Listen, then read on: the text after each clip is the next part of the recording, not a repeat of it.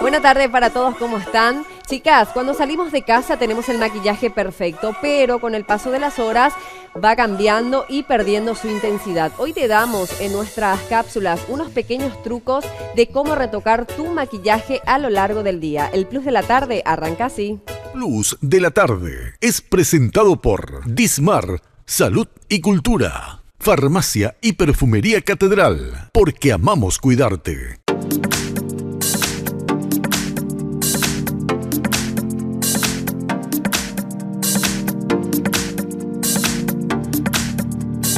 Lo que recomendamos es siempre volver a pasar un poco de polvo por toda la zona para tapar la luminosidad que haya pasado por el tiempo que ya se le haya maquillado. Entonces la piel empieza a brillar por el calor, por el trajín del día, por los nervios o por cualquier otra ocasión.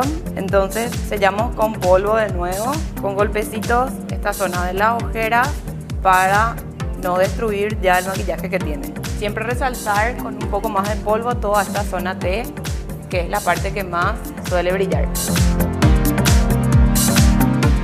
Ponemos un poco más de rubor, resaltamos el rubor que ya tenía. Ponemos un poco más de máscara, siempre hacia arriba, para darle volumen. Las pestañitas de abajo, fundamentales siempre. Y finalizamos con el retoque de cejas.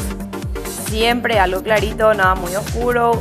Acuérdense de que tenemos un maquillaje de día, un look más oficina, más para un té, baby shower, algo para un acontecimiento de día para no ir a cara lavada. Y ahí quedó el retoque de maquillaje para Fátima. Plus de la tarde fue presentado por Dismar, Salud y Cultura, Farmacia y Perfumería Catedral, porque amamos cuidarte.